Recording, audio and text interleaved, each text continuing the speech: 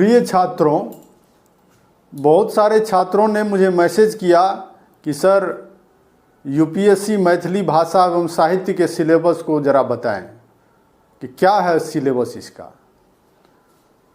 तो जो पुराने छात्र हैं वो तो मैथिली भाषा एवं साहित्य का जो सिलेबस है सिविल सेवा परीक्षा यूपीएससी का जो वैकल्पिक विषय है मैथिली भाषा एवं साहित्य, उसके सिलेबस को तो वो जानते होंगे, पर जो नए छात्र हैं वो सिलेबस शायद नहीं जानते होंगे या उन्होंने कहीं सिलेबस देखा भी होगा तो वो सिलेबस में जो टॉपिक्स दिए हुए हैं वो उनकी समझ से बाहर होगा। तो मैं आप लोगों को मैथिली भाषा एवं साहित्य का जो सिलेबस है यूपीएससी का उसे समझा रहा हूँ कि क्या क्या है सिलेबस में। मैथिली भाषा एवं साहित्य यूपीएससी का जो सिलेबस है वो 2 पेपर में विभाजित है। इसके 2 पेपर होते हैं, पेपर 1 और पेपर 2। पेपर 1 जो है वो भी 2 सेक्शन में बटा हुआ है, सेक्शन ए और सेक्शन बी। और पेपर 2 जो है इसका सेकेंड पेपर, ये भी 2 सेक्शन में बटा हुआ है, सेक्शन ए और सेक्शन बी। तो पहले मैं आपको पेपर 1 जो है उसके ए और बी सेक्शन को समझा रहा हूँ कि क्या क्या है इसमें। तो पेपर 1 का जो सेक्शन ए है उसमें है मैथिली भाषा का इतिहास, मैथिली भाषा का इतिहास। चूँकि साहित्य का जो पेपर होता है उसमें पेपर 1 में भाषा और साहित्य का इतिहास पढ़ना होता है। पहले भाषा का इतिहास, उससे प्रश्न पूछे जाएंगे और उसी भाषा के इतिहास में भाषा विज्ञान है जिसे समझना अति आवश्यक है। और सेक्शन 2 जो है तो किसी भी भाषा में जो है पहले तो भाषा का निर्माण होता है, भाषा का उद्भव होता है और फिर उस भाषा में लिखित साहित्य सृजित की जाती है, रचनाकारों द्वारा साहित्य की रचना की जाती है विभिन्न विधाओं में। तो भाषा का निर्माण कैसे हुआ, कोई विशिष्ट भाषा जो है वो भाषा का जन्म कैसे हुआ और फिर वो उस भाषा ने कैसे विकास किया और विकास करते करते उस स्थिति में वो भाषा पहुंच गई जिसमें रचनाकार साहित्य का निर्माण कर सके। तो पहले तो भाषा का जन्म होता है, फिर वो उस भाषा में साहित्य की जो विभिन्न विधाएं हैं, कविता, कथा, नाटक, उपन्यास, महाकाव्य आदि जो है उसका सृजन होता है। तो सेक्शन ए में भाषा विज्ञान पढ़ना होता है। भाषा विज्ञान में जो है वो क्या है कि व्याकरण से संबंधित इसमें बहुत सारी जो है बातें हैं जिसे समझना छात्रों के लिए परम आवश्यक है। ये एक प्रकार से मैथमेटिक्स जैसा है। जैसे मैथमेटिक्स में आप कोई सूत्र समझ लेते हैं कि इस सवाल को बनाने का ये सूत्र है और उस सूत्र को यदि आप अच्छे से समझ लेते हैं तो फिर उस सूत्र का उपयोग करके जो भी सवाल पूछे जाएं, जिस तरह से भी पूछे जाएं, बस उस सूत्र का उपयोग करते हैं और सवाल जो है सोल्व हो जाता है, हल हो जाता है। वही चीज़ इसमें भी है भाषा विज्ञान में।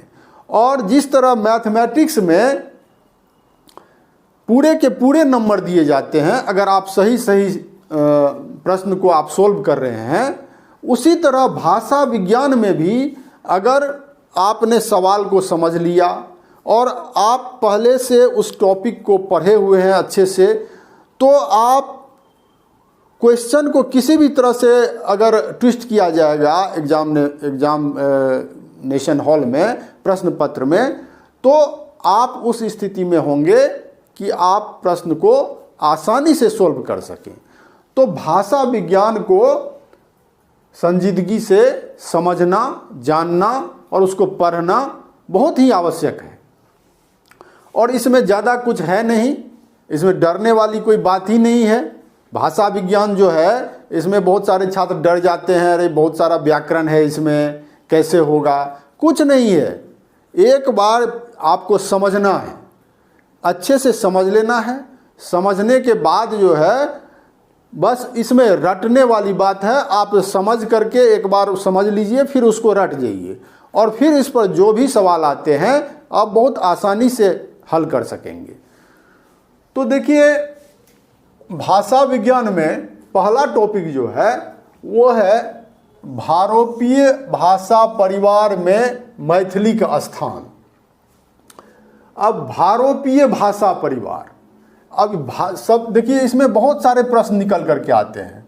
भाषा क्या है, भाषा की उत्पत्ति कैसे होती है, भाषा परिवार क्या है, भाषा परिवार से आप क्या समझते हैं, भारोपीय भाषा से आप क्या समझते हैं। अब भारोपीय भाषा परिवार में मैथिली का स्थान कहाँ है। अब भारोपीय भाषा जो है वो विश्व भाषा परिवार का एक सदस्य है। भाषा विज्ञानियों ने विश्व में लगभग 7,000 भाषाएं और बोलियां अस्तित्व में हैं और अलग अलग क्षेत्र में जो भाषाएं प्रचलित हैं उन भाषाओं में आपस में भौगोलिक आधार पर व्याकरण, ध्वनि, आकृति, शब्द, सांस्कृतिक जो आपस में समानताएं हैं उस आधार पर भाषा विज्ञानियों ने संसार की समस्त भाषाओं को 14 भाषा परिवार में विभाजित किया है, जिसमें से चीनी भाषा, हेमेटिक, सिमेटिक आदि भाषाएं जो हैं वो हैं सूडानी भाषा, ऑस्ट्रेलियन, काकेशस, बहुत सारी भाषाएं हैं जिसमें से 14 भाषाएं प्रमुख हैं और 14 भाषा परिवार को विद्वानों ने रेखांकित किया है और उसी 14 भाषा परिवार में से एक भारोपीय भाषा परिवार भी है। ये भारोपीय भाषा परिवार भारत, भारतीय उपमहाद्वीप और यूरोप के अन्यान्य भाषा समूहों से मिलकर के ये भाषा परिवार, भारोपीय भाषा परिवार गठित हुई है। ये विश्व की सबसे समृद्धतम भाषा परिवार है और इसके बोलने वालों की संख्या भी जो है भारोपीय भाषा परिवार में जितनी भी भाषाएं हैं इसके बोलने वालों की संख्या विश्व में सर्वाधिक है।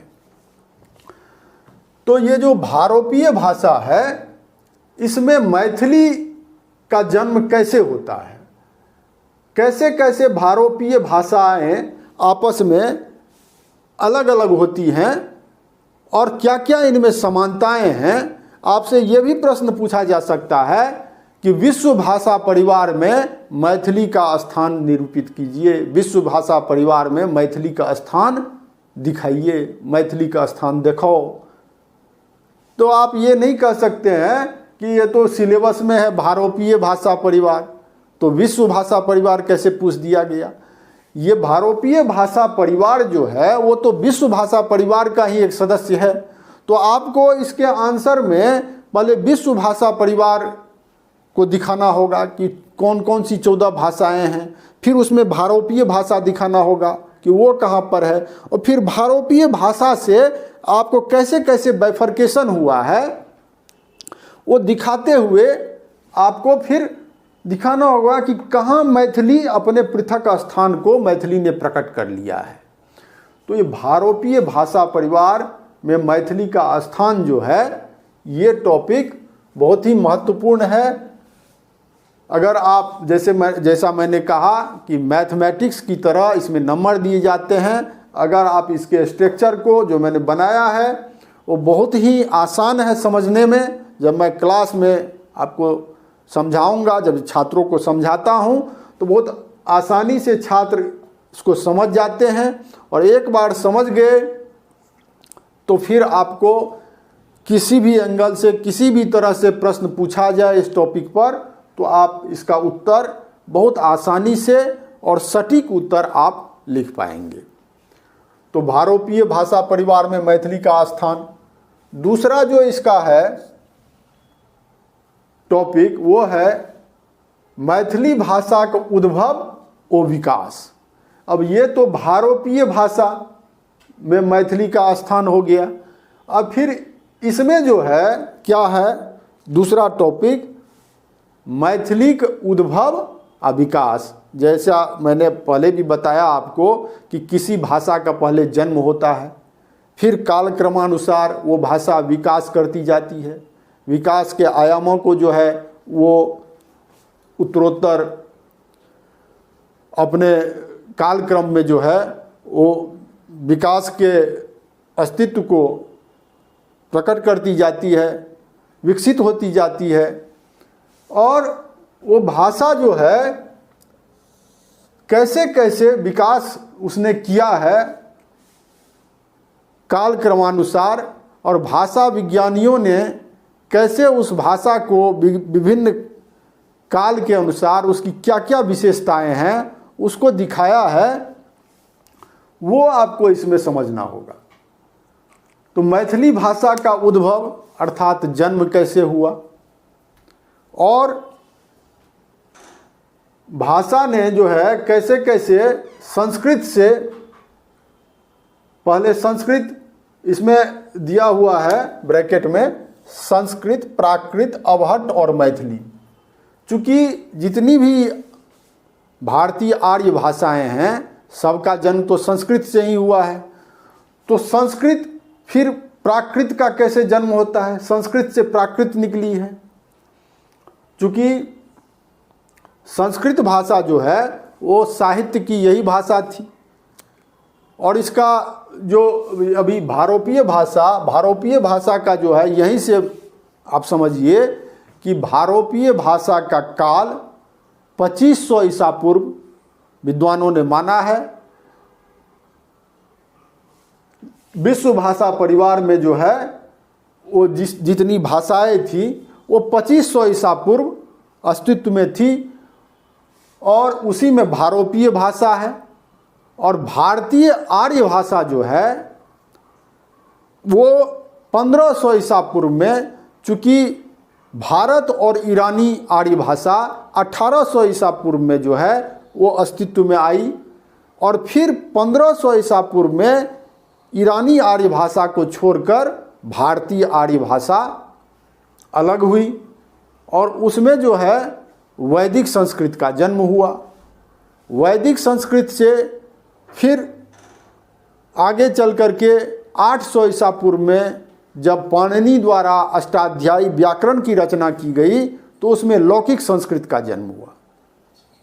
और लौकिक संस्कृत में ही चूँकि व्याकरण के नियमों से आबद्ध कर दिया गया संस्कृत भाषा को, तो जब किसी भी भाषा को, और उससे पहले आपने इतिहास भी पढ़ा होगा, तो उससे पहले जो ऐसा कहा जाता है कि वैदिक संस्कृत जो था, जो भाषा थी वो लिखित नहीं थी, वो श्रुत भाषा थी। श्रुति के माध्यम से वो जो है पढ़ाया जाता था छात्रों को, और सुन करके फिर सीखा जाता था। पर जब लौकिक संस्कृत का जन्म हो गया, संस्कृत जो है व्याकरण के नियमों से पाणिनि ने इसको जो है आबद्ध कर दिया, तो इसमें साहित्यिक रचनाएं होने लगी। और साहित्यिक रचनाएं जब होने लगी तो फिर ये लंबे समय तक इसमें साहित्यिक रचना होती रही।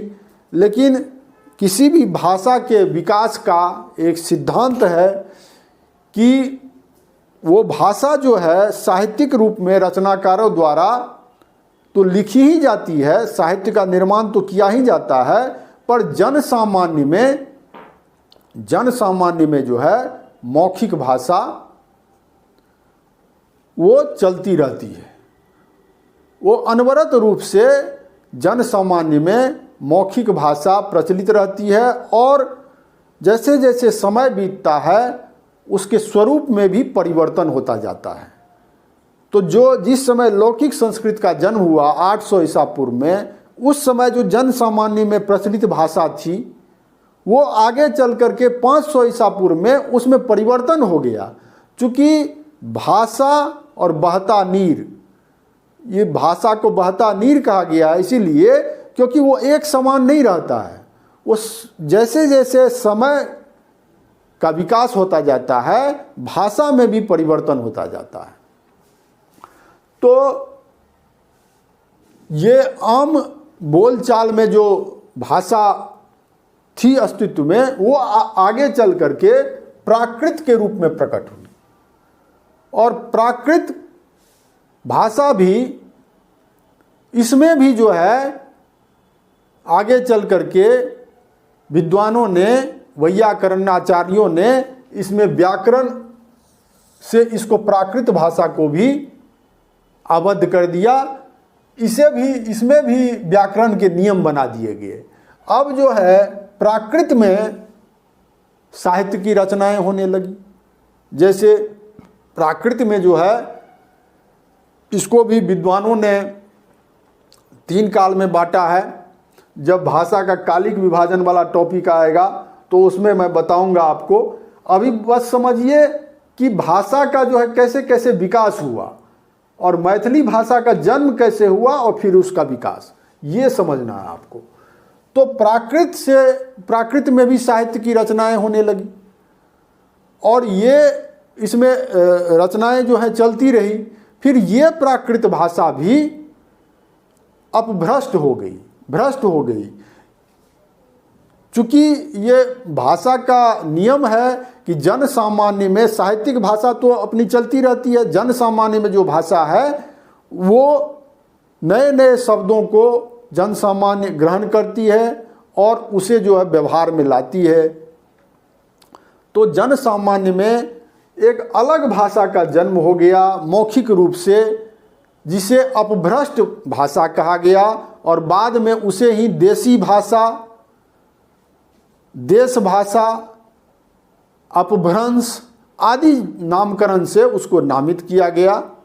उसका नामकरण जो है और फिर बाद में उसी को जो है, उसी को अपभ्रंश को ये 800 ईसा पूर्व के 800 ईस्वी के आसपास जो है ये अपभ्रंश का जन्म हुआ। और इसमें भी जो आगे चल के रचनाएं हुई क्षेत्रानुसार, चूँकि भाषा का जो है वो हर एक क्षेत्र के अनुसार अलग अलग स्वरूप प्रकट होने लगा और उसको अलग अलग नाम जो है विद्वानों ने दिशा के आधार पर दिया है। तो फिर इसमें जो है अवहट्ट का जन्म हुआ।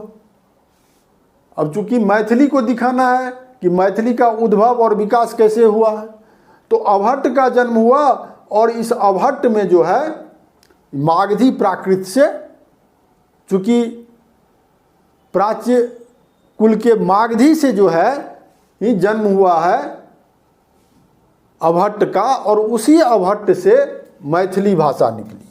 तो ये जब क्लास में मैं बताऊंगा विस्तार से टेबुलर फॉर्म में, तो आपको बहुत आसानी से समझ में आ जाएगा।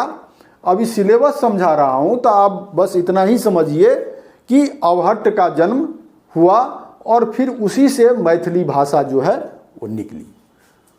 तो मैथिली भाषा का उद्भव और विकास वाला जो टॉपिक है ये भी उतना ही महत्वपूर्ण है। इसमें भी गणित जैसे नंबर आते हैं, गणित में जैसे नंबर आते हैं पूरे के पूरे, आपने एक बार भाषा का ये कैसे कैसे उद्भव हुआ है, कैसे कैसे भाषाएं निकली हैं और उसमें मैथिली कहाँ जन्म हुआ है, मैथिली का कहाँ जन्म हुआ और मैथिली ने कैसे कालक्रमानुसार विकास किया, वो कालक्रम को अगर आप समझ गए तो फिर जो है आपको कोई दिक्कत नहीं होगी। इस टॉपिक पर जितने भी प्रश्न पूछे जाएंगे, जैसे भी पूछे जाएंगे, बहुत आसानी से आप उसको सॉल्व करेंगे और इसमें पूरे अंक दिए जाते हैं।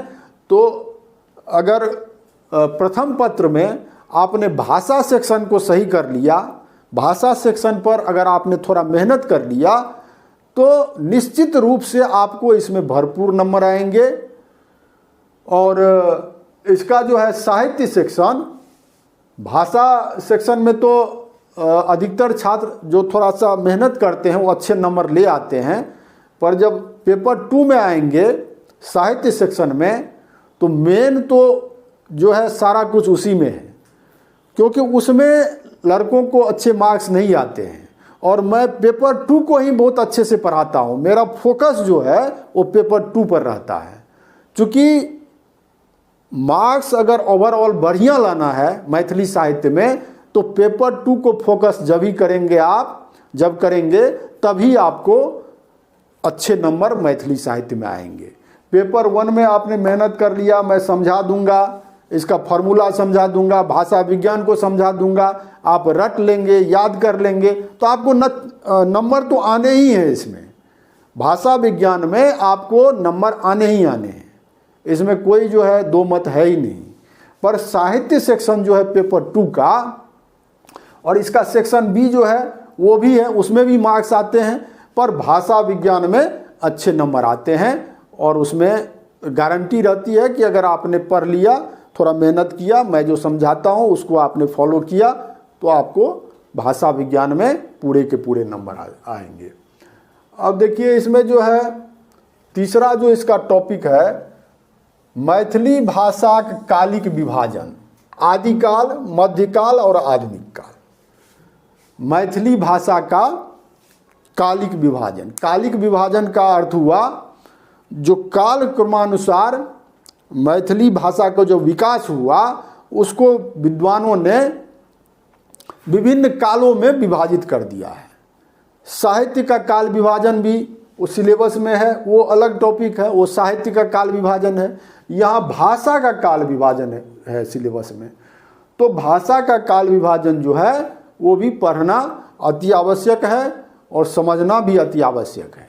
जैसे विद्वानों ने आदिकाल, मध्यकाल और आधुनिक काल में मैथिली भाषा के विकास को दर्शाया है। आदिकाल का जो है काल माना गया है 1500 से 500 BC, 1500 से 500 ईसा पूर्व। और मध्यकाल को विद्वानों ने माना है 500 BC से 1000 AD। मध्यकाल को माना है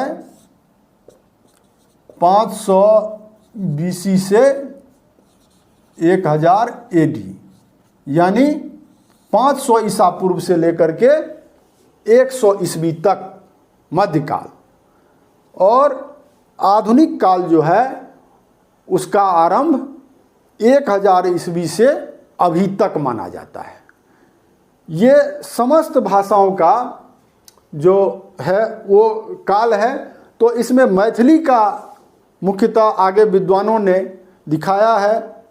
पंडित गोविंद झा, महामहोह उमेश मिश्र आदि विद्वानों ने कहा कि ये 1000 ईस्वी से लेकर के 1800 ईस्वी तक जो आधुनिक काल जो मुख्यतः मैथिली भाषा का प्रारंभ होता है वो 18वीं सदी से प्रारंभ होता है। तो यहाँ तो मैथिली भाषा जो है 1000 AD में मैथिली भाषा ने अपने पृथक अस्तित्व को ग्रहण नहीं किया था। मैथिली भाषा का जन्म हो गया था, पर ये जो काल है 1000 AD का काल, इसमें समस्त जो पूर्वांचलीय भाषाएं हैं उसके अंश मिलते हैं। जैसे बंगला भाषा के, उड़िया भाषा के, असमिया भाषा के, मैथिली भाषा के, मगही भाषा के, सबके अंश जो हैं इसमें मिलते हैं। जैसे सिद्ध साहित्य पढ़ते हैं तो सिद्ध साहित्य जो है उसमें क्या है, सिद्ध साहित्य को समस्त पूर्वांचलीय जो भाषाएं हैं उसके विद्वान सिद्ध साहित्य को अपनी अपनी निधि मानते हैं, अपने अपने साहित्य की निधि मानते हैं उसको। चूँकि इस काल में जो है मैथिली भाषा ने अपने पृथक अस्तित्व को ग्रहण नहीं किया था। ये इसका जो है मैथिली भाषा का 1000 ईस्वी, 800 और 1000 ईस्वी के बीच इसका शैशव काल था, शिशु काल था। और फिर भाषा तो जो है मौखिक रूप से जन सामान्य में विकास करती ही गई, तो मौखिक रूप से साहित्य की रचना होती होगी, उसका साक्ष्य जो है उपलब्ध नहीं है। फिर सीधा हमें जो साहित्यिक रचना मिलती है सिद्ध साहित्य के बाद, पर सिद्ध साहित्य में क्या है, खास करके चर्या पद में बहुत सारे मैथिली शब्द, बहुत सारी मैथिली शब्दावली और वाक्यांश उसमें मिलती है। तो इसलिए कहा जाता है कि सिद्ध साहित्य जो है वो सांस्कृतिक, व्याकरणिक और मैथिली शब्द जो उसमें बहुत सारे पाए गए हैं, उसको देखते हुए इसे मैथिली साहित्य की निधि माना गया है। मैथिली साहित्य का एक जो है सो इसको माना गया है कि ये प्रारंभिक इसकी साहित्य है, सिद्ध साहित्य। फिर 1200 ईस्वी में हमें वर्ण रत्नाकर मिलता है ज्योतिरीश्वर ठाकुर का, तो उसमें मैथिली का जो प्रारंभिक रूप है अबहट्ट, उसमें वो लिखी हुई है वर्ण रत्नाकर। और अबहट्ट में जो है वो 1200 ईस्वी के आसपास मैथिली ने अपने स्वरूप को अबहट्ट के रूप में प्रकट किया। तो मैं कह रहा था कालिक विभाजन, और अबहट्ट में जो है, अबहट्ट में ही विद्यापति ने कीर्तिलता की रचना की, कीर्ति पताका की रचना की। धूर्त समागम जो है ज्योतिरीश्वर का, वो भी अबहट्ट में ही है। तो अबहट्ट के रूप में मैथिली ने अपने स्वरूप को प्रकट किया और आगे चल करके मैथिली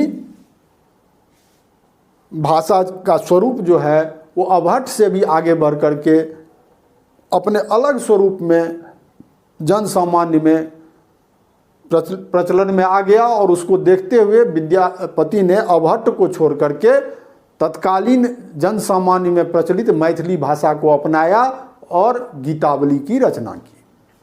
तो गीतावली में जो मैथिली भाषा है वो ज्योतिरीश्वर के वर्ण रत्नाकर से अलग है, वो आधुनिक रूप में है। तो यहाँ जो है भाषा का कालिक विभाजन जो है वो आदिकाल, मध्यकाल और आधुनिक काल।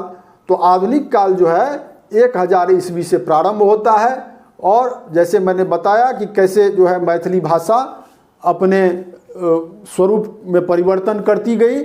और फिर जब हम आते हैं, आगे बढ़ते हैं, विद्यापति का जो काल है और उसमें जो भाषा है, जिस भाषा का प्रयोग उन्होंने अपने गीतावली में किया है, वही भाषा लगभग 300 साल तक समस्त पूर्वांचल समेत नेपाल में भी प्रचलित रही। और उसी में साहित्य की रचना, विद्यापति की जो भाषा थी, जो साहित्यिक भाषा थी, उसी में रचनाएं जो है होती रही और कृष्ण काव्य उसमें लिखे जाते रहे, इतना तक कि नाटकों में भी वही भाषा चलती रही। फिर यहाँ जो है आधुनिक काल में आते हैं, तो आधुनिक काल में चूँकि भाषा का जैसे जैसे विकास होता है, तो भाषा का जो स्वरूप है, भाषा का जो स्वरूप है उसको देखते हुए उस समय जो साहित्यिक रचनाएं हुई उसको भी देखना होता है। और उसको साक्ष्य मानते हुए, चूँकि ये भाषा का ही इतिहास है, तो जैसे इतिहास में साहित्यिक साक्ष्य और पुरातात्विक साक्ष्य दोनों को एकत्रित करके, दोनों में सामंजस्य बैठा करके तब इतिहास की रचना की जाती है, उसी तरह साहित्य के इतिहास में भी जो साहित्यिक साक्ष्य है और उसमें जो भाषा है, उस भाषा में क्या क्या विशेषताएं हैं। जैसे आपको इसमें से जो प्रश्न पूछे जाते हैं, प्राचीन आर्य भाषा के विशेषता से अवगत करो, मध्यकालीन भारतीय आर्य भाषा के विशेषता से अवगत करो, प्राचीन भारतीय आर्य भाषा और मध्यकालीन भारतीय आर्य भाषा में की समानता और असमानता अछि। ये सारे प्रश्न जो है इसी सेक्शन से आ सकते हैं। इसीलिए इसमें आपको ये तीनों काल जो है, आदिकाल, मध्यकाल और आधुनिक काल, इसमें आदिकाल में भाषा का क्या स्वरूप था, मध्यकाल में भाषा का क्या स्वरूप था, इसमें आपको व्याकरणिक विशेषताएं जो हैं विभिन्न कालों की वो आपको समझना होगा, वो याद करना होगा, और तब आप इस टॉपिक पर जो प्रश्न पूछे जाएंगे उसके उत्तर बहुत आसानी से लिख सकते हैं। तो मैथिली भाषा का कालिक विभाजन, फिर मध्यकाल में जो है इसका, उसको भी विद्वानों ने 3 काल में बांटा है, प्राचीन प्राकृत, मध्यकालीन प्राकृत और परकालीन प्राकृत, जिसको अपभ्रंश कहते हैं। उसका भी जो है कालिक विभाजन करके उसको भी कालक्रम दिया है कि इसका काल जो है सो इतना से इतना है, मध्यकालीन प्राकृत का काल ये है, और उस काल की भाषा जो है उसकी विशेषता क्या क्या व्याकरणिक विशेषताएं थी। जब आप इतना समझ लेंगे फिर आपको भाषा सेक्शन से, भाषा विज्ञान से प्रश्न का उत्तर लिखने में कहीं कोई दिक्कत नहीं आने वाली है। फिर चौथा टॉपिक है मैथिली आ एकर विभिन्न उपभाषा सब। मैथिली भाषा चूँकि कोई भी जो एक मानक भाषा होती है उससे अनेक बोलियों का क्षेत्रानुसार जो है किसी भाषा का, एक मानक भाषा का एक विशेष क्षेत्र होता है, और उस विशेष क्षेत्र में भी अलग अलग क्षेत्र में वो क्षेत्र बटा होता है। जैसे मान लीजिए दिल्ली को ही ले लीजिए, तो दिल्ली एनसीआर में जो है वो गाजियाबाद भी आता है, फरीदाबाद भी आता है, दिल्ली भी आता है। तो फरीदाबाद का जो एरिया होगा, चूँकि वो हरियाणा में है, तो वहाँ जो हिंदी बोली जाएगी उसमें क्या होगा, हरियाणवी भाषा का थोड़ा अंश होगा। वो भी हिंदी ही है पर वहाँ के लोग जो बोलेंगे उसमें हरियाणवी भाषा का प्रयोग करेंगे, थोड़ा बहुत उसके टोन का प्रयोग करेंगे, उसकी ध्वनि उसमें आएगी। यूपी में जो भाषा है, पश्चिमी उत्तर प्रदेश, वहाँ जो हिंदी बोली जाएगी वहाँ उसकी विशेषताएं अलग रहेगी।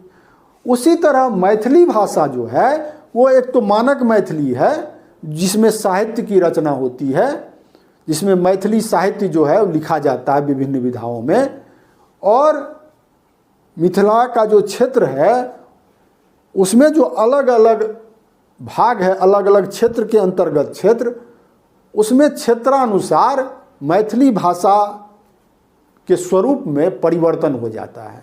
तो इस टॉपिक में यही है मैथिली आ एकर विभिन्न उपभाषा सब, मैथिली भाषा की जो विभिन्न उपभाषाएं हैं उसका परिचय इसमें है, उसे जानना है। विद्वानों ने कैसे मैथिली भाषा को अलग अलग उपभाषाओं में रेखांकित किया है, उसकी क्या क्या विशेषताएं हैं। जैसे जॉर्ज अब्राहम ग्रियर्सन ने कैसे इसको मैथिली भाषा और इसकी उपभाषाओं को बांटा है, उसकी विशेषताएं बताई हैं। पंडित गोविंद झा ने कैसे बांटा है, तो ये इसमें आपको पढ़ना होगा। ये बहुत आसान है, इसमें कोई ऐसी ऊपर में जितनी दिक्कत आपको थोड़ी बहुत आएगी समझने में, वैसे तो कोई दिक्कत है ही नहीं। जब आप एक बार समझ लेंगे, सूत्र है, फॉर्मूला है, समझ लेंगे, फिर कोई दिक्कत नहीं।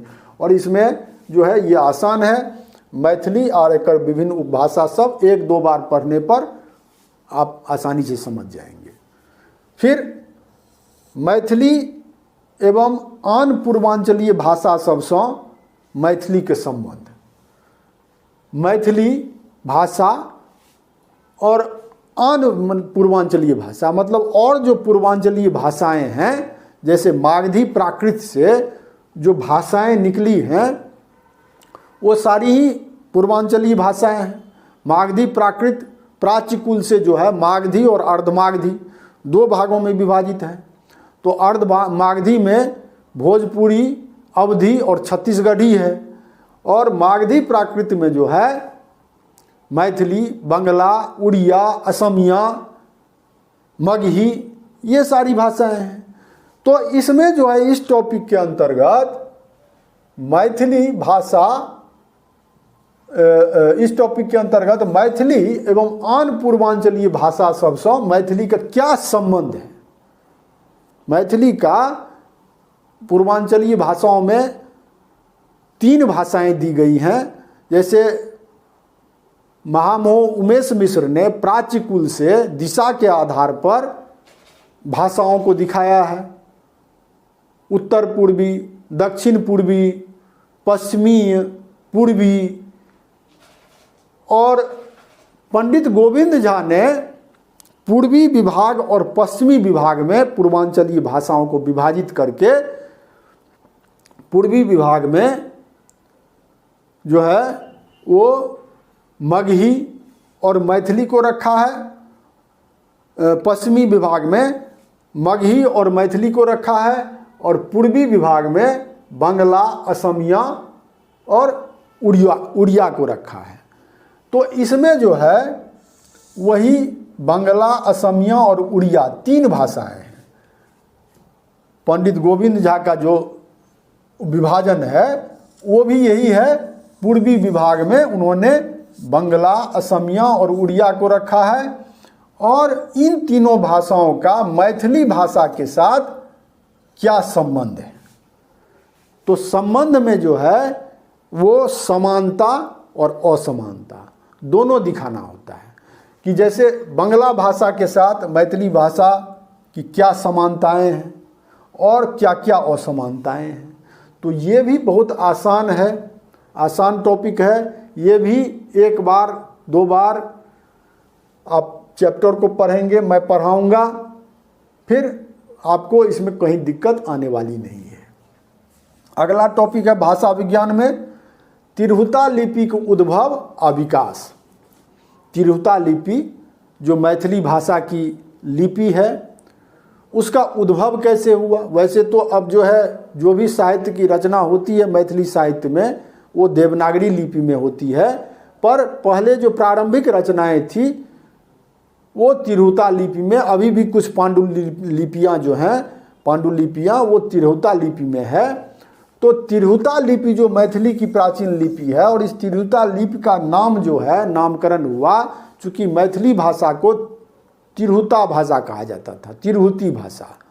तो बाद में 1801 ईस्वी में कोलब्रुक महोदय ने इस भाषा का मैथिली नामकरण किया, इस भाषा को मैथिली नाम दिया, लेकिन पहले इसको तिरहुता भाषा ही कहा जाता था। तो तिरहुता भाषा की जो लिपि है उसको तिरहुता लिपि कहा जाता है। और तिरहुता लिपि जो है उसका जन्म कैसे हुआ और उसने कैसे विकास किया, बस इसमें यही पढ़ना है, ज़्यादा कुछ नहीं है इसमें। फिर 7वां टॉपिक जो है मैथिली में सर्वनाम और क्रियापद, ये भी बहुत आसान है। मैथिली में प्रोनाउन जो होता है, सर्वनाम संज्ञा के बदले जो आया उसको सर्वनाम कहते हैं। तो सर्वनाम और क्रियापद यानी वर्ब, मैथिली के वर्ब और सर्वनाम को जो है प्रोनाउन को पढ़ना है बस। तो ये जो है आपका 5वां, 6ठा और 7वां, ये तो कुछ है ही नहीं। ये तीनों तो बहुत आसान है, आप समझ लेंगे एक बार, फिर इसमें से प्रश्न जो भी पूछे जाएंगे कोई दिक्कत नहीं आने वाली है। बहुत सारे लोग डराते हैं इसमें ये है वो है और बहुत पढ़ना होगा, समझना होगा। समझना जरूर होगा, थोड़ा सा ध्यान जरूर देना होगा। ये जो आप सोचेंगे कि नोट ले लिए, नोट मिल गया, चलो नोट रट के जाके परीक्षा दे दें, तो उसमें भी नंबर आपको आएंगे, पर जो एक्सपेक्टेड मार्क्स है, जो इस मैथिली भाषा एवं साहित्य जो विषय है उससे जितने मार्क्स की आशा की जाती है, जितने मार्क्स आने चाहिए, वो मार्क्स आपको नहीं आएंगे।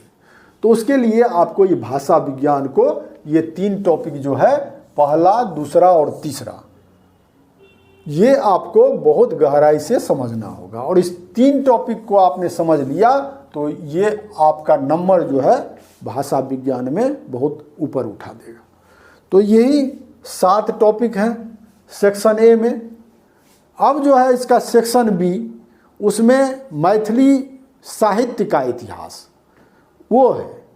तो अब आइए देखते हैं सेक्शन बी, मैथिली साहित्य के इतिहास में क्या क्या है टॉपिक। प्रथम पत्र के सेक्शन ए में आपने सिलेबस में जाना कि मैथिली भाषा का इतिहास के अंतर्गत क्या क्या टॉपिक है और भाषा विज्ञान में क्या क्या है। अब प्रथम पत्र का जो सेक्शन बी है उसमें साहित्य का इतिहास है। सेक्शन ए में था भाषा का इतिहास और भाषा विज्ञान, और सेक्शन बी में है मैथिली साहित्य का इतिहास। तो आगे बढ़ने से पहले मैं एक सूचना देना चाहता हूं आप सभी को कि विदेह आईएएस के अंतर्गत ऑनलाइन लाइव क्लासेस तो चलते ही थे, पर छात्रों के अनुरोध को ध्यान में रखते हुए अब विदेह आईएएस जो है ऑफलाइन कक्षाएं भी संचालित करती हैं। विदेह आईएएस के अंतर्गत मैथिली भाषा एवं साहित्य वैकल्पिक विषय यूपीएससी के लिए ऑफलाइन कक्षाएं भी चलने लगी हैं। तो आपको इस संबंध में विशेष जानकारी कोई चाहिए तो आप ऊपर दिए गए इस नंबर पर मुझसे संपर्क कर सकते हैं। और ये जो YouTube चैनल है विदेह आईएएस, इसको आप सब्सक्राइब कर लीजिए। नीचे जो बेल का बटन है उसे दबा लीजिए और चैनल को सब्सक्राइब कर लीजिए, ताकि मैथिली भाषा एवं साहित्य यूपीएससी के लिए जो भी वीडियो अपलोड मैं करूं वो तुरंत आप तक पहुंच जाए। तो आइए आगे बढ़ते हैं। सेक्शन बी में जो पहला टॉपिक है वो है मैथिली साहित्यक पृष्ठभूमि, धार्मिक, आर्थिक, सामाजिक। किसी भी भाषा साहित्य की अपनी ऐतिहासिक, सामाजिक, आर्थिक, धार्मिक पृष्ठभूमि होती है, और उसी पृष्ठभूमि के इर्द गिर्द जो है उस भाषा साहित्य में साहित्य की विभिन्न विधाओं की रचना साहित्यकारों द्वारा की जाती है। तो मैथिली भाषा एवं साहित्य का भी जो है एक बहुत प्राचीन पृष्ठभूमि इसकी रही है। धार्मिक पृष्ठभूमि की बात करें तो मिथिला जो है सनातन काल से, प्राचीन काल से ही वैदिक कर्मकांड का अनुयायी रहा है। यहाँ तक कि जब पूरे भारत में बौद्ध धर्म और जैन धर्म फैल रहे थे, बौद्ध धर्म और जैन धर्म का वर्चस्व था, तब भी मिथिला जो है उस सनातन परंपरा से अपने आप को संबद्ध रखे हुए था, सनातन परंपरा का अनुपालन कर रहा था। जैन धर्म और बौद्ध धर्म का बहुत आंशिक प्रभाव जो है मिथिला में पड़ा, कोई ऐसा प्रभाव नहीं पड़ा। तो इसकी एक धार्मिक पृष्ठभूमि रही है। तो आप जो भी साहित्यिक रचनाएं देखेंगे उसमें जो मिथिला की प्राचीन परंपरा है, धार्मिक, कर्मकांड आदि की झलक उसमें आपको मिलेगी। उसी तरह आर्थिक जो है मिथिला की जो आर्थिक पृष्ठभूमि रही है, मिथिला कृषि के क्षेत्र में जो है वो कृषि और पशुपालन ही वहाँ का मुख्य व्यवसाय है, और वो प्राचीन काल से ही। उसी तरह सामाजिक पृष्ठभूमि, तो इसमें ये सब आपको जो है वो पढ़ना होगा और समझना होगा। इसी पर आधारित प्रश्न पूछे जाएंगे। फिर मैथिली साहित्य का काल विभाजन जो दूसरा टॉपिक है। सेक्शन ए में आपने मैथिली भाषा का काल विभाजन उसमें था, देखा था, और इसमें जो है मैथिली साहित्य का काल विभाजन है। क्योंकि साहित्य इतिहासकारों द्वारा किसी भी साहित्य का, भाषा साहित्य का काल विभाजन किया जाता है, और काल विभाजन में उसके दो तीन पैरामीटर्स हैं, उसके आधार पर काल विभाजन किया जाता है। जैसे किसी काल विशेष में रचना प्रवृत्ति की जो बाहुल्यता है उसके आधार पर विद्वानों द्वारा काल विभाजन किया गया है मैथिली साहित्य में। फिर किसी प्रतिभाशाली रचनाकार के रचनाओं को ध्यान में रखते हुए काल विभाजन किया गया है, जैसे विद्यापति युग और चंदा झा युग। लेकिन अधिकतर जो विद्वान हैं उन्होंने मैथिली साहित्य का काल विभाजन आदिकाल, मध्यकाल और आधुनिक काल के रूप में किया है। और इसमें विभिन्न विद्वानों ने जो काल विभाजन किया है उसके लिए अपने अपने तर्क दिए हैं, अपने अपने मत दिए हैं। और अन्य विद्वान ने जो मत दिया है उसके विरोध में उन्होंने अपना एक तर्क दिया है और एक मत दिया है। तो काल विभाजन में यही पढ़ना होता है और परस्पर तुलनात्मक ढंग से जो है विभिन्न विद्वानों ने जो काल विभाजन किया है उसकी समीक्षा करनी होती है। तो यही इसमें पढ़ना होता है। इसमें खास करके आदिकाल पर विद्वानों के बीच विवाद है। विद्वानों का एक वर्ग जो है आदिकाल का प्रारंभ 800 ईस्वी से मानता है, दूसरा वर्ग 1000 ईस्वी से मानता है और तीसरा वर्ग 1300 ईस्वी या 1350 ईस्वी से मानता है। तो इसमें काल विभाजन में यही पढ़ना होता है।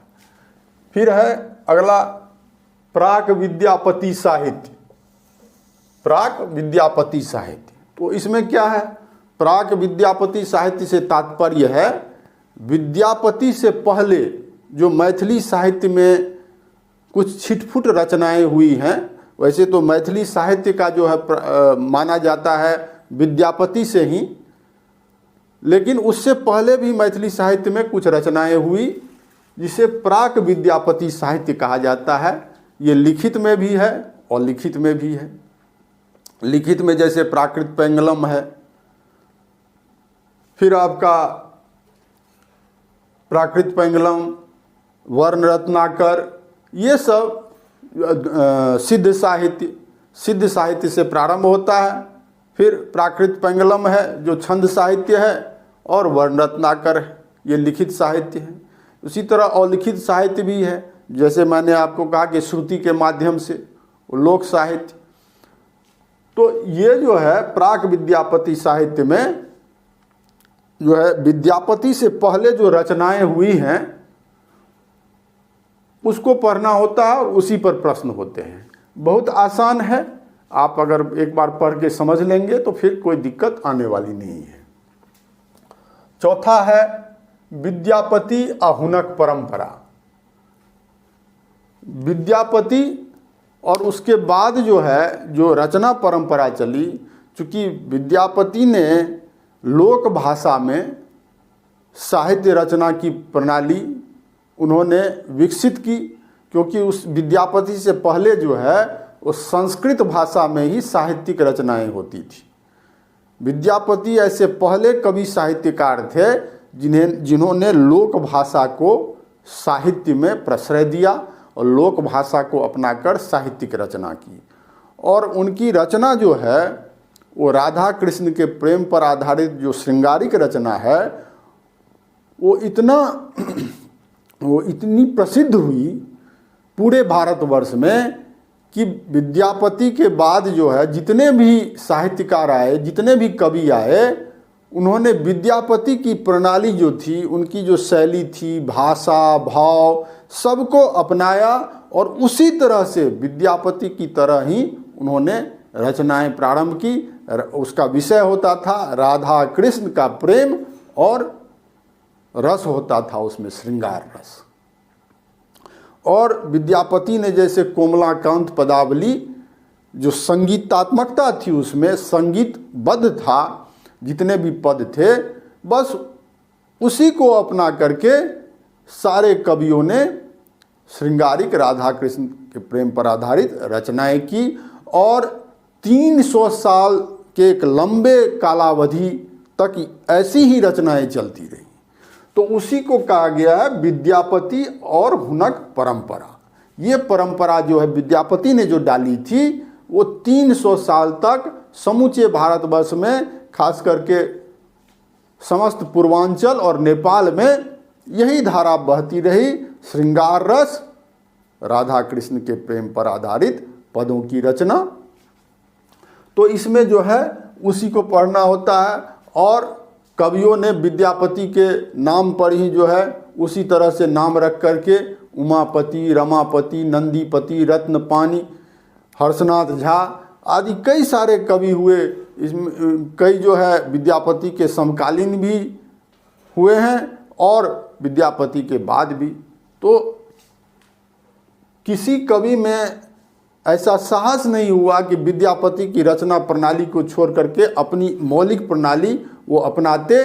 तो विद्यापति की परंपरा में जो है यही आपको पढ़ना है, विद्यापति और हुनक परंपरा। पांचवा है मध्यकालीन मैथिली नाटक। मध्यकाल में जो है विद्यापति की जो परंपरा थी, जो रचना शैली थी, वो केवल काव्य में ही नहीं, पद्य में ही नहीं, कविता में ही नहीं, बल्कि वो नाटकों में भी उतर आया। मध्यकाल में चूँकि विद्यापति जो है वो उनका काल माना जाता है 1350 ईस्वी, 14वीं शताब्दी में। तो मध्यकाल का वो काल है। तो मध्यकाल में जो है नाटकों में भी विद्यापति की शैली की झलक देखने को मिलती है। और मध्यकाल को कई विद्वानों ने नाटक काल भी कहा है, क्योंकि इस काल में बहुत सारे नाटकों की रचनाएं हुई हैं। उन नाटकों को 3 भागों में बांटा गया है सिलेबस के अंतर्गत, इसमें दिए गए हैं। जैसे पहला है कीर्तनिया नाटक। कीर्तनिया नाटक जो है वो मिथिला में थी, मिथिला क्षेत्र में कीर्तनिया नाटक। अंकिया नाट का विकास जो है वो असम में हुआ और नेपाल में भी मैथिली नाटक रचे गए। तो कीर्तनिया नाटक की अपनी विशेषता है, अंकिया नाट की अपनी विशेषता है और नेपालक मैथिली नाटक की अपनी विशेषता है। तो इसमें जो प्रश्न पूछे जाते हैं मध्यकालीन मैथिली नाटक में, और इसमें आपको ये समझना होगा कि ये मध्यकालीन मैथिली नाटक जो है, ये नाटक का जो विकास है विधा के अंतर्गत उससे अलग है। नाटक विधा का विकास जो सिलेबस में है आपको वो अलग है, वो अलग पढ़ना होगा। लेकिन इसमें जो है मध्यकालीन मैथिली नाटक की जब बात करेंगे तो इसमें यही आते हैं कीर्तनिया नाटक, अंकिया नाट और नेपालक मैथिली नाटक। तो इसमें जो प्रश्न पूछे जाएंगे उसमें कीर्तनिया नाटक की विशेषता और उसका अंकिया नाट से तुलना करने के लिए कहा जाएगा कि दोनों में क्या क्या समानताएं हैं, क्या क्या अंतर है। उसी तरह नेपालक मैथिली नाटक है। तो ये बहुत रोचक टॉपिक है और इसमें जो है आपको बहुत सारे तथ्य हैं, उस तथ्यों को आपको जानना होगा और एक बार समझ जाएंगे तो आपको अंतर समझ में आ जाएगा कि तीनों नाटकों में क्या क्या अंतर था। फिर आपको प्रश्न अगर पूछे जाएंगे इस पर तो कोई दिक्कत आपको नहीं होगी आंसर लिखने में। अब ये छठा है मैथिली के लोक साहित्य। मैंने कहा था कि लोक साहित्य जो है वो अलिखित साहित्य है और ये श्रुति के माध्यम से एक पीढ़ी से दूसरी पीढ़ी हस्तांतरित होती रहती है। और लोक साहित्य को भारतीय समाज की आत्मा कहा गया है। उसी तरह मिथिला समाज का ये जनजीवन का, मिथिला समाज के जनजीवन का दर्पण इसको माना गया है लोक साहित्य को। चूँकि लोक जीवन की आत्मा जो है वो लोक साहित्य में ही बसती है। और लोक साहित्य क्या है? लोक मतलब आम आदमी। आम आदमी जो है, जो लोक से तात्पर्य ये है कि जो ऐसा वर्ग जो अभिजात्य चेतना से असंपृक्त रहा, और वो जो है इसमें लोक साहित्य में लोक गाथा है, लोकगीत है, लोक नाट्य है, ये सब जो है लोक कथा है, ये सब इसमें आते हैं। तो यही आपको पढ़ना होगा।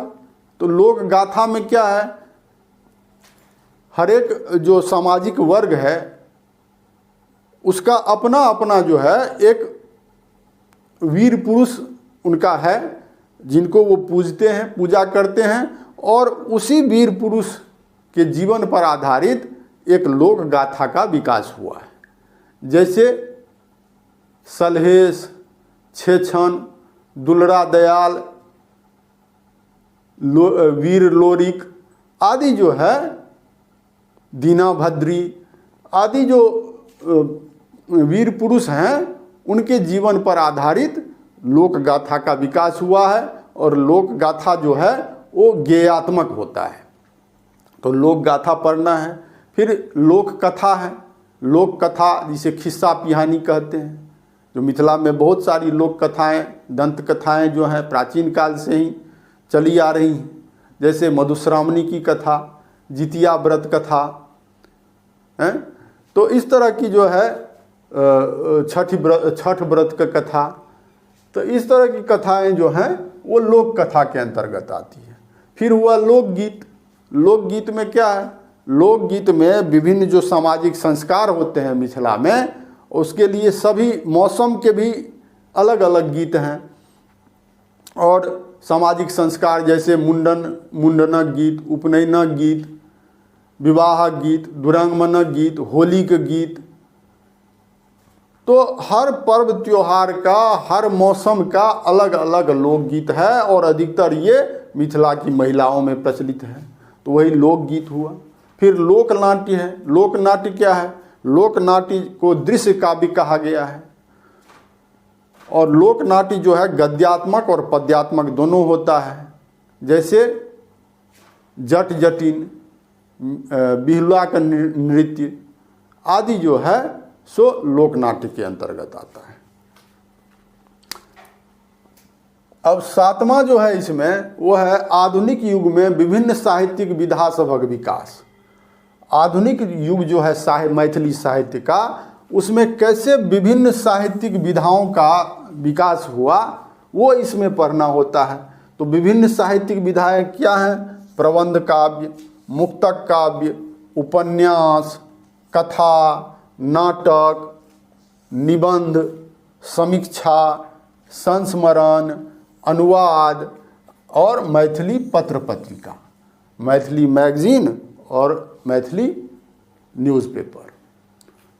तो इसमें जो है सो आधुनिक काल में कैसे विभिन्न साहित्यिक विधाओं का मैथिली साहित्य में विकास हुआ है वो इसमें पढ़ना होता है।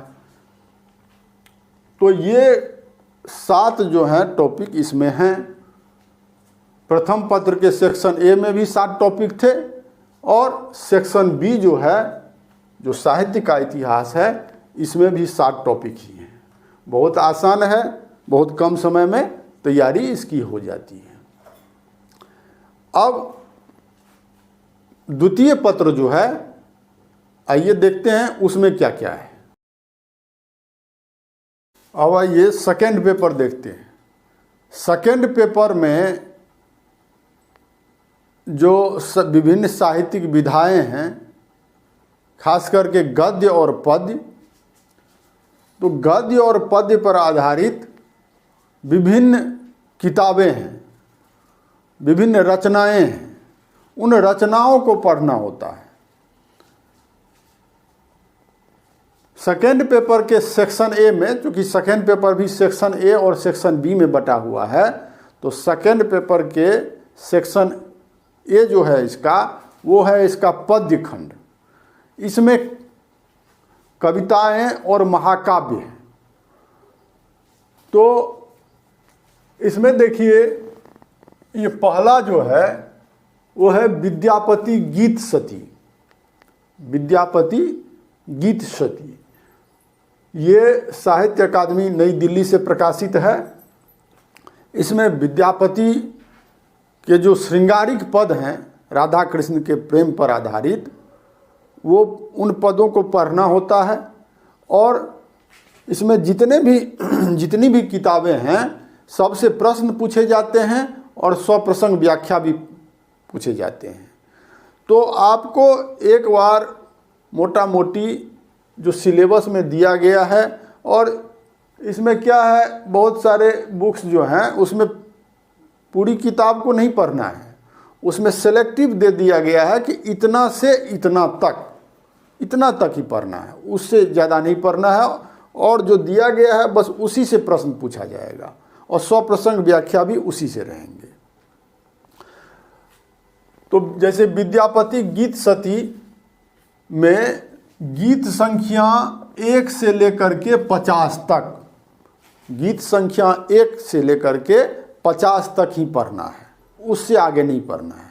ये बुक तो मोटी है, इसमें जो है और भी बहुत सारे पद हैं, पर 1 से लेके 50 तक ही पढ़ना है और उसी पर 100% व्याख्या भी रहेगा और उसी से प्रश्न भी रहेंगे, उसी पर आधारित प्रश्न रहेंगे। ठीक है। अब अगला है गोविंद दास भजनावली। गोविंद दास भजनावली जो है वो भी एक मुक्तक काव्य है और इसमें भी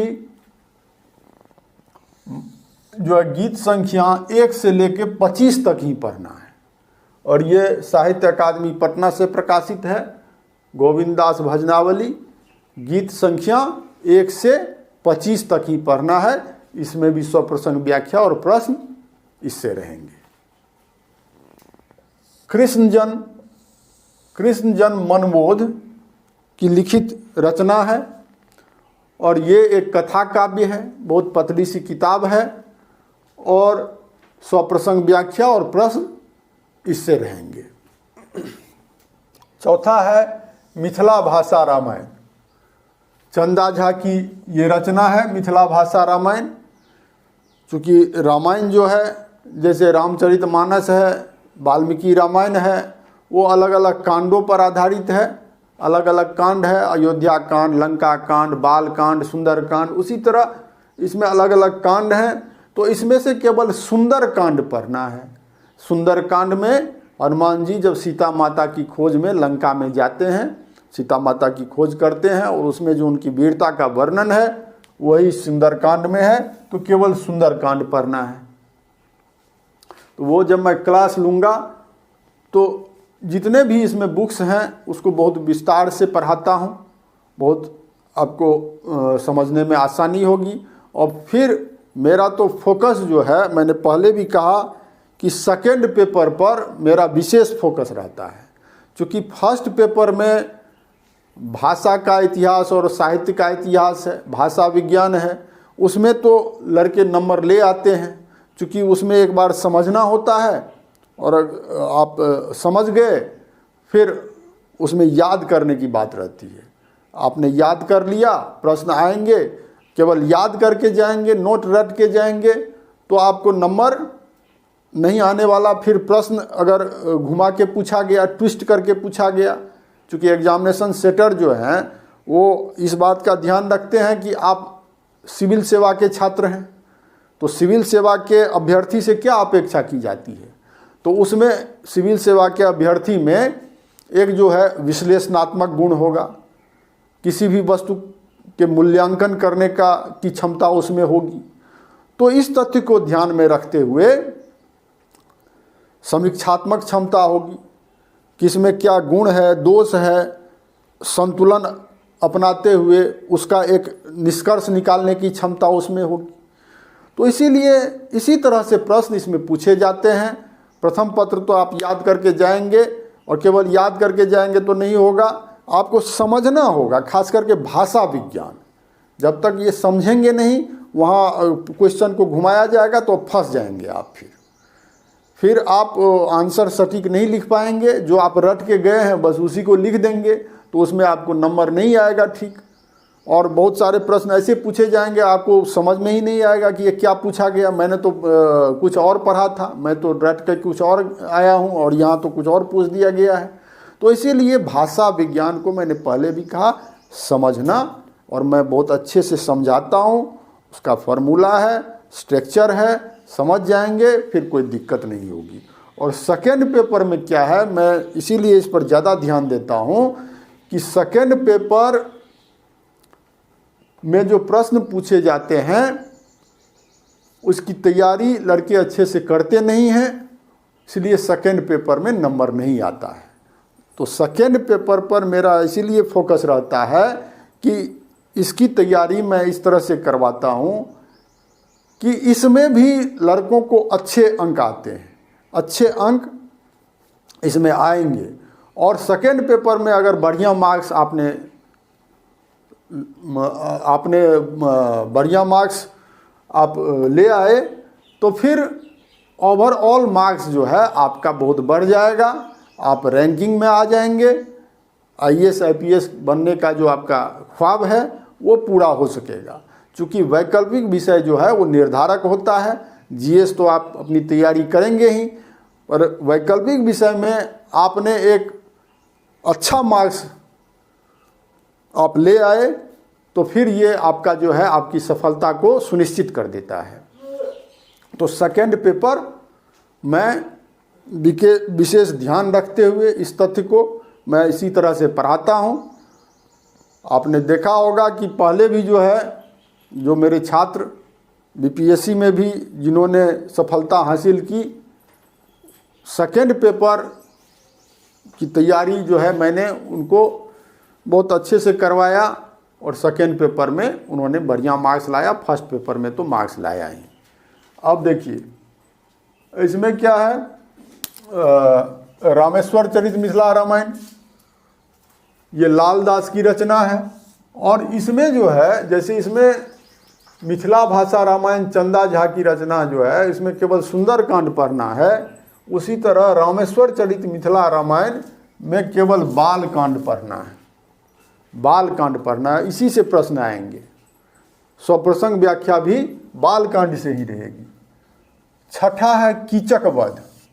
कीचक वध पर मेरा एक वीडियो भी है, वो आप देख लीजिएगा, इसी चैनल पर है, विदेह आईएएस चैनल पर, वो वीडियो देख लीजिएगा आपको समझ में आ जाएगा। ये तंत्रनाथ झा की रचना है, ये एक महाकाव्य है और ये 10 सर्गों में विभाजित है।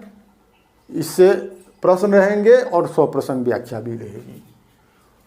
सातवां है दत्तवती, ये भी एक महाकाव्य है, ये सुरेंद्र झा सुमन द्वारा ये रचित महाकाव्य है। इसमें से प्रथम सर्ग और द्वितीय सर्ग ही पढ़ना है, इसमें पूरा महाकाव्य नहीं पढ़ना है, प्रथम सर्ग और द्वितीय सर्ग जो है इसका केवल उसी को पढ़ना है। आठवां है चित्रा, ये वैद्यनाथ मिश्र यात्री आधुनिक हिंदी साहित्य के जो नागार्जुन हैं, वो उनका असली नाम जो है वैद्यनाथ मिश्र यात्री है और उन्हीं की ये रचना है चित्रा। ये एक मुक्तक काव्य संग्रह है, इससे जो है आपको प्रश्न पूछे जाएंगे और स्वप्रसंग व्याख्या भी रहेगी। नौवां है समकालीन मैथिली कविता। ये समकालीन मैथिली कविता जो है इसमें विभिन्न कवियों की रचनाएं हैं और इसमें 64 कविताएं हैं। ये साहित्य अकादमी नई दिल्ली द्वारा प्रकाशित है, इससे भी आपको स्वप्रसंग व्याख्या रहेंगे और प्रश्न पूछे जाएंगे। तो सेकेंड पेपर के सेक्शन ए जो पद्य खंड है इसका, इसमें इतने ही बुक्स हैं, सिलेबस में इतना ही है, बस इतना ही पढ़ना है आपको। अब सेक्शन बी जो है, सेकेंड पेपर का सेक्शन बी, वो आइए देखते हैं उसमें क्या क्या है। सेकेंड पेपर के सेक्शन बी में जो इसका गद्य खंड है, इसमें 7 बुक्स हैं, 7 किताबें हैं, 7टा पोथी अछि और एहिमे जे छै इसमें जो है प्रथम है वर्ण रत्नाकर, ये ज्योतिरीश्वर की रचना है। वर्ण रत्नाकर ये गद्यात्मक है और इसका ये 8 कल्लोल में विभाजित है। इसका द्वितीय कल्लोल जो है वही केवल पढ़ना है। इसमें नगर वर्णना, नायिका वर्णना, स्थान वर्णना, प्रयाण वर्णना आदि जो है इसमें है कल्लोल। तो इसका द्वितीय कल्लोल जो है नायिका वर्णना ही केवल पढ़ना है, उसी पर आपको प्रश्न पूछे जाएंगे। दूसरा है खट्टर कका का तरंग, ये प्रोफेसर हरिमोहन झा की बहुत चर्चित रचना है। इस पुस्तक का अनुवाद कई भारतीय भाषाओं में हो चुका है और ये गद्यात्मक है और हास्य और व्यंग, इनको जो है हास्य और व्यंग मैथिली साहित्य में लाने के लिए इनको जाना जाता है। और इनकी जो रचनाएं हैं उसमें केवल हास्य ही नहीं होता है, हास्य सम्राट इनको कह दिया गया है कुछ समीक्षकों द्वारा। हास्य सम्राट तो ये हैं ही, पर इनकी रचनाओं में जो हास्य है उसमें बहुत ही मार्मिक व्यंग है। तो व्यंग जो है ये प्रधान तत्व है इनकी रचनाओं का। और ये खट्टर काका के तरंग में खट्टर काका एक पात्र हैं जो मिथिला में जो विभिन्न कुरीतियाँ, कुप्रथाएं, धार्मिक अंधविश्वास, आडंबर, कर्मकांड आदि में जो बुराइयां हैं, जो दोष हैं, उसको इसमें बहुत ही कारगर तरीके से, धारदार तरीके से इसमें उजागर किया गया है। और इसमें जो इन्होंने तर्क दिया है वो तर्क जो है अकाट्य है। वो ऐसे ही नहीं कि इन्होंने कुछ कह दिया है, किसी चीज़ की आलोचना कर दी है। जो वेद है, पुराण है, देवता है, पूजा पद्धति है, सब पर इन्होंने कटाक्ष किया है। पर कटाक्ष करते वक्त इन्होंने क्या किया है, दृष्टांत भी दिया है, उदाहरण भी दिया है। तो ऐसा नहीं कि सीधे जो है हवा में तीर फेंक दिया है। तो ये बहुत रोचक रचना है और ये इसको जो है सिलेबस में शामिल किया गया है। तो खट्टर काका के तरंग जो है इसको पढ़ने में भी आपको आनंद आएगा और इससे प्रश्न पूछे जाएंगे और स्वप्रसंग व्याख्या भी इससे रहेगी। तीसरा है लोरिक विजय।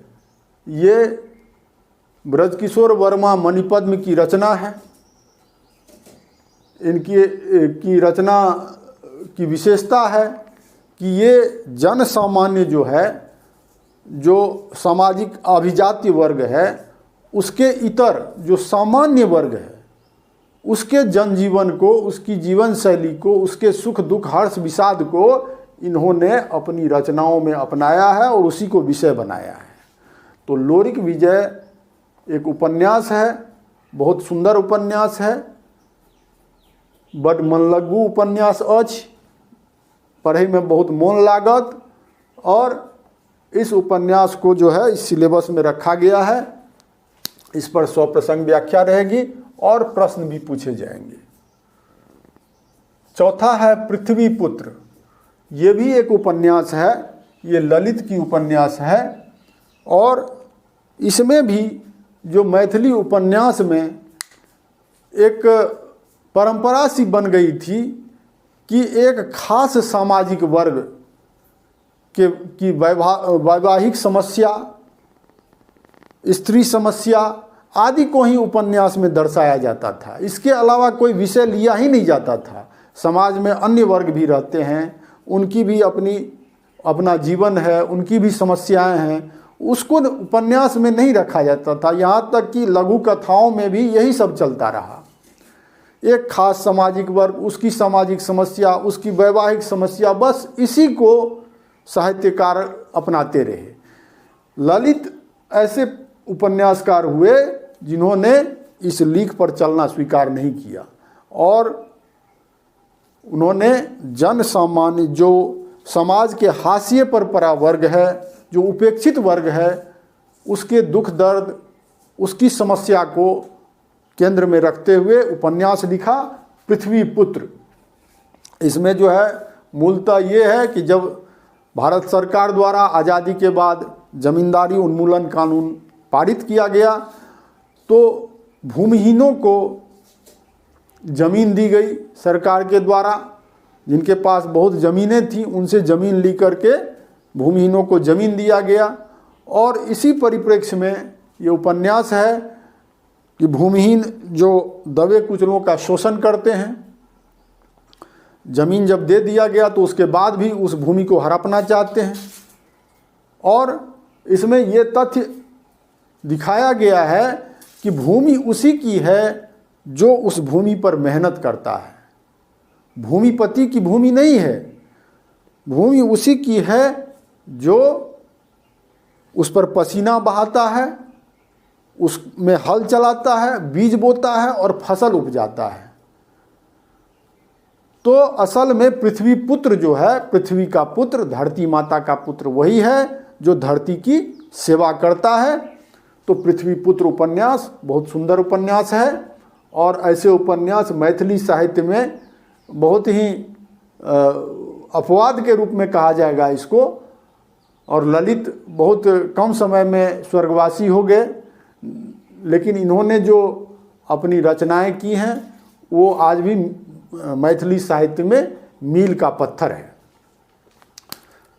पांचवा है भफायत चाहक जिंदगी। ये भफायत चाहक जिंदगी एक नाटक है जो सुधांशु शेखर चौधरी द्वारा लिखित है। ये नाटक जो शिक्षित बेरोजगार है उसकी पीड़ा को इसमें दर्शाया गया है। और शिक्षित जब व्यक्ति हो जाता है तो अपेक्षा करता है कि उसे उसके अनुसार जो है, अपनी शिक्षा के अनुसार उसको रोज़गार मिले, पर वैसा रोज़गार नहीं मिलता है तो वो कोई भी वृत्ति अपनाने को बाध्य हो जाता है। और इसमें दिखाया गया है कि कोई भी व्यवसाय जो है वो बुरा नहीं है, अगर उसको मन से किया जाए तो उसमें भी, लेकिन जो शिक्षित को रोज़गार मिलना चाहिए। मूलतः इसमें जो बेरोजगारी की समस्या थी मिथिला में और आज भी है, तो ये उपन्यास आज, ये नाटक आज भी वर्तमान समय में भी इसमें जो विषय रखा गया है वो आज भी प्रासंगिक है। तो एक नाटक है, इसमें से स्वप्रसंग व्याख्या और प्रश्न पूछे जाते हैं। छठा है कृतिराज कमल। ये मैथिली अकादमी द्वारा प्रकाशित कथा संग्रह है जिसमें आरंभ से लेकर के 10 तक ही कथा पढ़ना है। प्रथम कथा से लेकर के 10वां कथा तक ही इसमें बहुत छोटी छोटी कथाएं हैं। और राजकमल जो है मैथिली साहित्य में एक लीक से हटकर रचना करने वाले कथाकार माने जाते हैं। इनकी कथाएं हैं इसमें, पहला कथा से लेकर के 10वां कथा तक ही पढ़ना है, उसी पर स्वप्रसंग व्याख्या और प्रश्न रहेंगे। 7वां है कथा संग्रह, मैथिली अकादमी द्वारा प्रकाशित है। इसमें विभिन्न कथाएं हैं और इससे भी स्वप्रसंग व्याख्या और प्रश्न आपको पूछे जाएंगे। बस इतना ही है। मैथिली भाषा एवं साहित्य यूपीएससी का जो सिलेबस है उसमें इतना ही है, इतना पढ़ना है आपको, इससे ज़्यादा नहीं पढ़ना है। बहुत कम समय में इसकी तैयारी हो जाती है, मार्क्स इसमें बहुत अच्छे आते हैं, बशर्ते आप अपनी तैयारी सही जगह पर करेंगे तो आपको इसमें बहुत अच्छे नंबर आएंगे, कम समय में तैयारी हो जाएगी और आपकी एनर्जी जो है वो आप जीएस की तैयारी में लगा सकते हैं, क्योंकि इसकी तैयारी तो आपको कम समय में हो जाती है, बस उसके बाद रिवीजन करते रहना है। तो ये जो है मैथिली भाषा एवं साहित्य का सिलेबस है यूपीएससी का। आप बेझिझक इस सब्जेक्ट को रख सकते हैं अगर अच्छे नंबर लाने हैं कम समय की तैयारी में। और स्टडी मटेरियल, नोट्स और क्लास आदि के दरमियान कोई समस्या आपको आने वाली नहीं है। सारा कुछ एक जगह आपको उपलब्ध हो जाएगा, कहीं इधर उधर भटकने की ज़रूरत नहीं है। आपको सारा कुछ अवेलेबल हो जाएगा और आप जो है अपनी तैयारी अच्छे से कर पाएंगे इस सब्जेक्ट के द्वारा, और आपकी सफलता जो है इस सब्जेक्ट से ही सुनिश्चित हो जाएगी। तो आप जो है इस नंबर पर अगर कोई जानकारी लेनी हो, आपको जानकारी लेना चाहते हैं क्लास से संबंधित, ऑनलाइन लाइव क्लासेस मेरी चलती है और साथ ही अब ऑफलाइन क्लासेस भी चलने लगी हैं। तो आपको कोई जानकारी लेनी हो तो इस नंबर पर आप मुझसे संपर्क कर सकते हैं। चलिए, ये संपूर्ण सिलेबस को मैंने बताया आपको। अब आगे आने वाले वीडियोज़ को देखने के लिए मेरे चैनल को, विदेह आईएएस चैनल को देखते रहिए। धन्यवाद।